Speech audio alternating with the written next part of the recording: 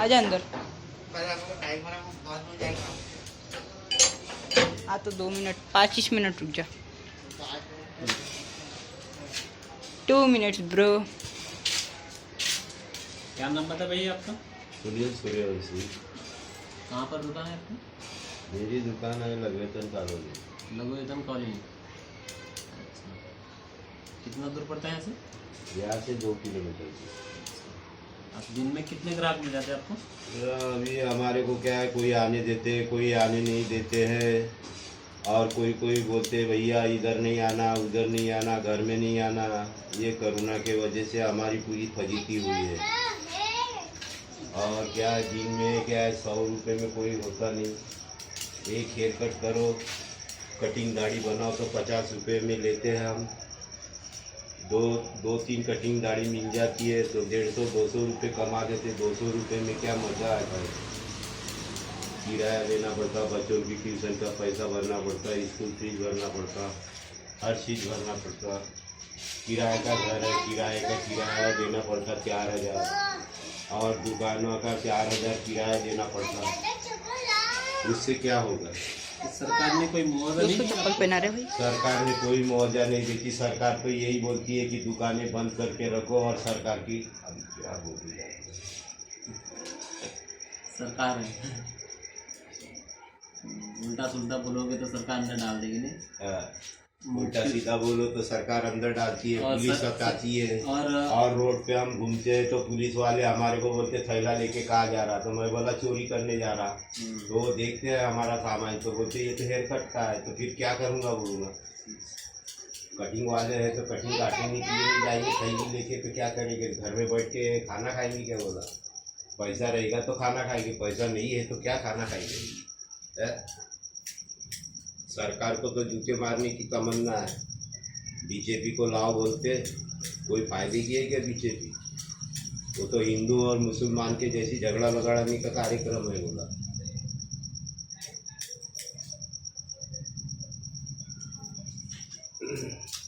ऐसी बातें हैं सर। गाड़ी भी कट लगा दो। ये है साथियों, हाँ बार बार होम डिलीवरी जो सरकार ने चलाई। सरकार ने दारू की तो होम डिलीवरी करवा दी, पर ये लोग बाल कटवाने के लिए क्या करें। अभी खुद अपने आप अपने रिस्क पर आ जाते हैं। अपने रिक्स पे जाते हैं सर, अपने रिक्स पे आते हैं। कोई बोलते हैं ठीक है भाई, हमारे पास सफ़ेद बाजार जो है ये वो सब पूरा क्लीन रहता है। बात की नहीं है, बात ये है कि सरकार ने जो कदम उठाया है, सरकार सोचे समझ के कदम नहीं उठाया। लोग आज भी जनता भूखी है। सीधा सीधा इसका ये जवाब है कि ये सरकार झूठी है, देश की जनता भूखी है। भूखी है, देश की जनता भूखी है, और कस्टमर नहीं मिला तो कारागिर भूखा है। कैसे करेंगे मेरे दोस्त। पुलिस भी ढंग से पकड़ती नहीं है, पीटती है, और पीटने के बाद जेल में नहीं डालती, क्योंकि जेल से ही कैदियों को छोड़ा जा रहा है, तो इनको कहाँ से डाले। बस पुलिस की तमन्ना है कि इनको पीटो, अपना गुस्सा इनसे निकालो, और पैसे ले लेते, औजार छीनो, औजार छीन लेते, पैसा छीन लेते। घर में जाके देखो तो बीबी डांटती है, क्या किए, पुलिस ने पकड़े भाई पैसा नहीं दे, और सामान भी छीन लिए। अब देखो ये है आम आदमी की हालत। ये है आम आदमी की हालत, और मोदी की हो गई पूरी पिटाई की सालत।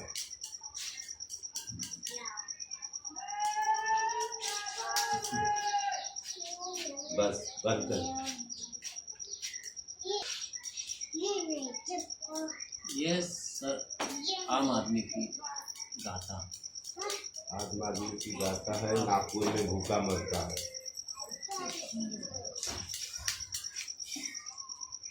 सरकार ने जो किया है,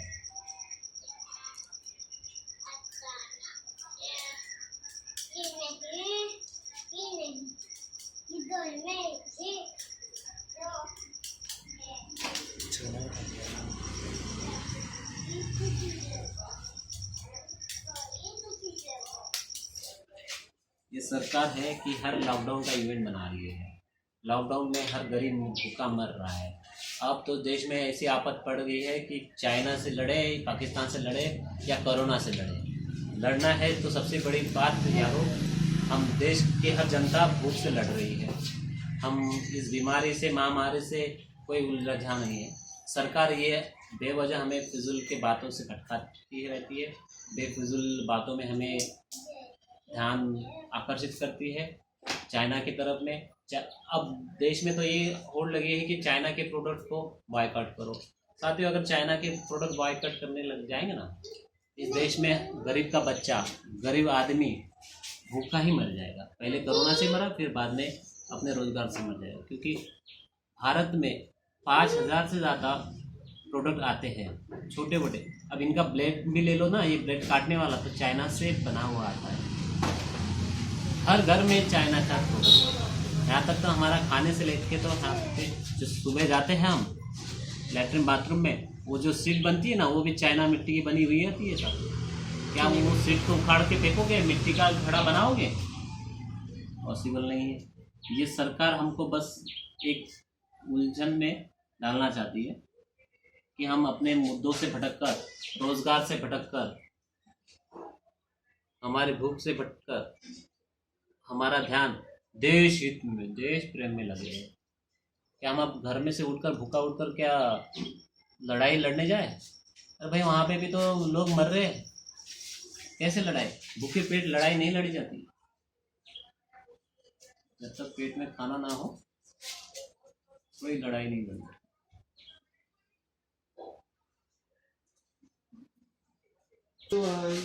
कितना मोदी है बदनाम, सूरज न बदला, चांद न बदला, ना बदला मोदी का अरमान, कि कितना बिगड़ गया मोदी सरकार।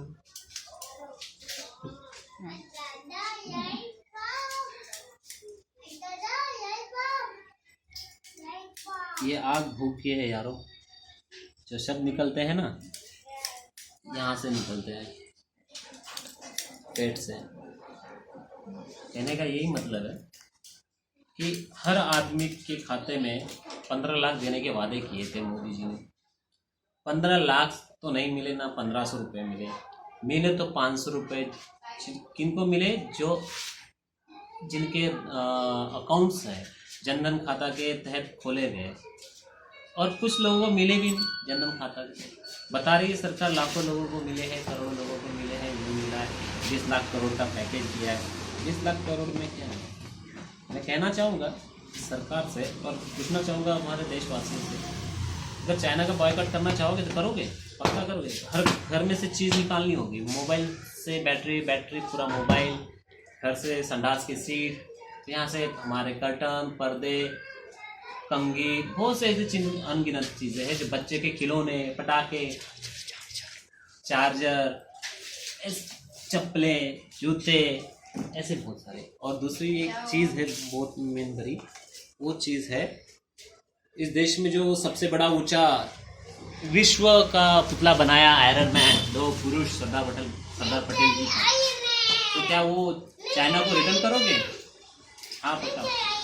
हाँ, तो क्या वो चाइना भेज दोगे रिटर्न? जो हमारे नागपुर में मेट्रो आ रही है, बहुत सी जगह मेट्रो आती है, वो कहाँ से आई है? करोड़ों अरबों रुपए खर्च करके मेट्रो लाई गई है, जो कि नागपुर में ज़रूरत नहीं थी। या नागपुर में लोगों को खाने के लिए कुछ अनाज नहीं है। अनाज के लिए सरकार ने 1 तारीख को एक GR पास किया था, केंद्र सरकार और महाराष्ट्र सरकार ने, कि लोगों को आधार कार्ड पे, मोबाइल नंबर पे राशन कार्ड मिले। अभी तक एक आदमी को राशन नहीं मिला है साथ। जो 19 तारीख का GR है, 19 मई का, उनमें लिखा है कि 31 तारीख से पहले उनको मिलना चाहिए, और 15 जून से पहले 2 महीने का राशन मिलना चाहिए। हर व्यक्ति 5 किलो अनाज और 1 किलो दाल, ये मिला नहीं है। अब ऐसे में क्या करें? अब ये किराए से रहते हैं, किराएदार, यानी कहीं इनका गांव होगा, गांव से यहाँ आए होंगे, इनके पास राशन कार्ड भी गांव का होगा, पर गांव राशन लाने जा नहीं सकते।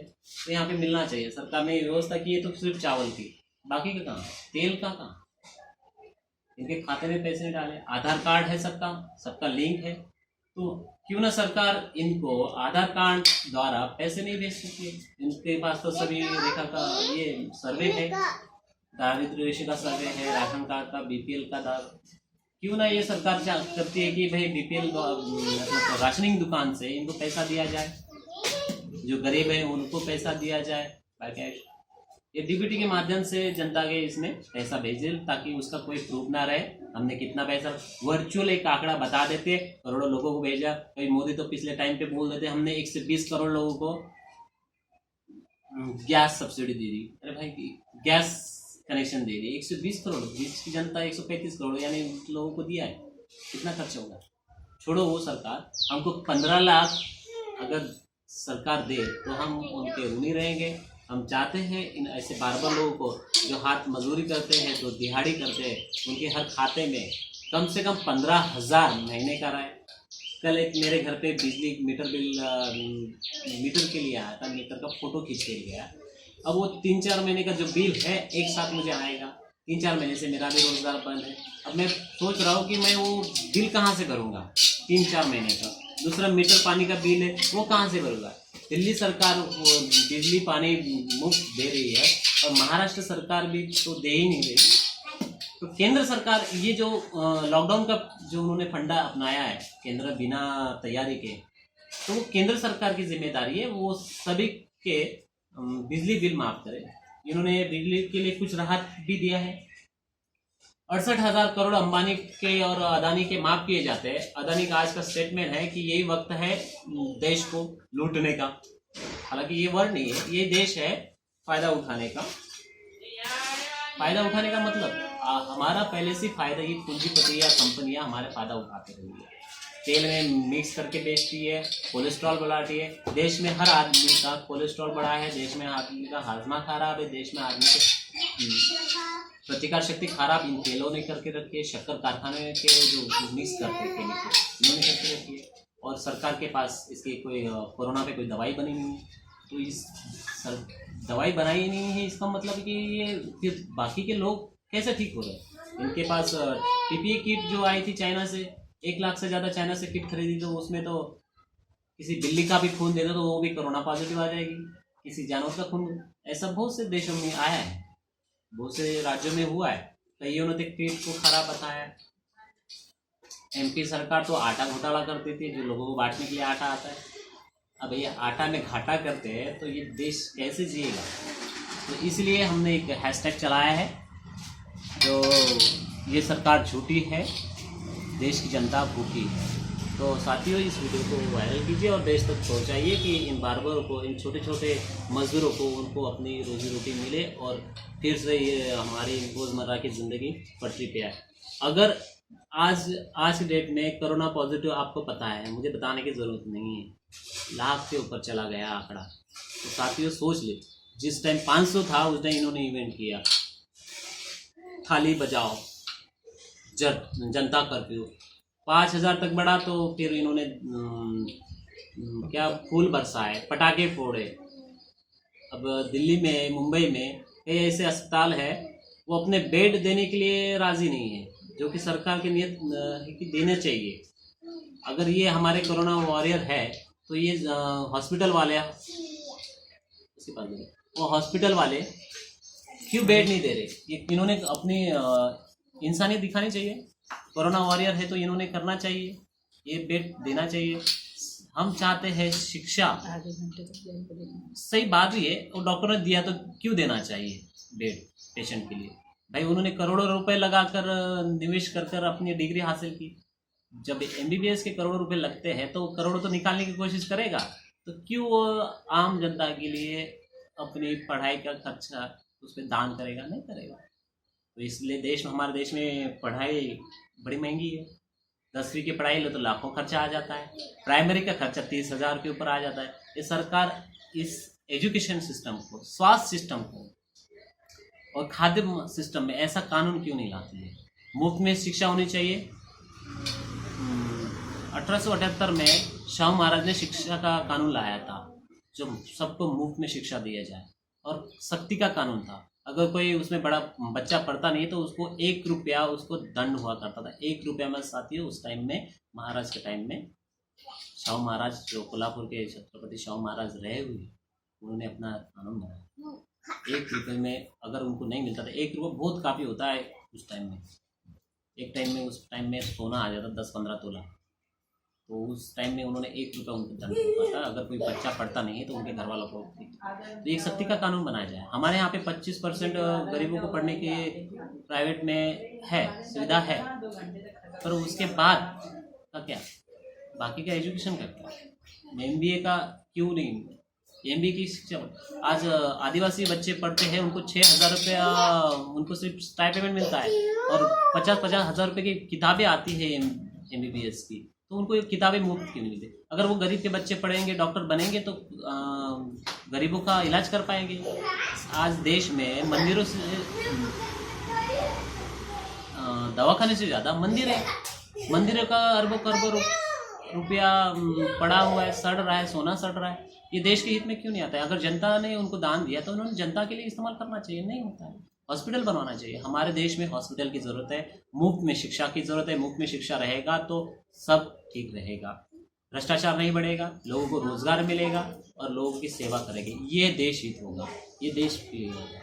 तो हम चाहते हैं कि इस देश में सभी चीज़ों का राष्ट्रीयकरण। आज देश में हर कंपनियां बिकी जा रही है, 74% FDI चालू कर, कहने का मतलब विदेश से लोग आएंगे, फॉरेन डायरेक्ट इन्वेस्टमेंट, विदेश से लोग आएंगे हमारे यहाँ इन्वेस्ट करेंगे, तो क्या हमारा उसमें भागीदार रहेगा, कितना परसेंट भागीदार है, 74% अगर उनका है तो हमारी कितनी उसमें भागीदारी रहेगी, आप सोच लीजिए। अगर एक कंपनी हम दोनों मिलके अगर शुरू करते हैं, मैंने बोल दिया कि 60% मुझे चाहिए और 40% ऊपर को, तो 60% तो भागीदारी मेरी रहेगी ना, ज़्यादातर मेरी वहाँ पे दावेदारी चलेगी, तो इसका मतलब आप कमज़ोर पड़ जाओगे।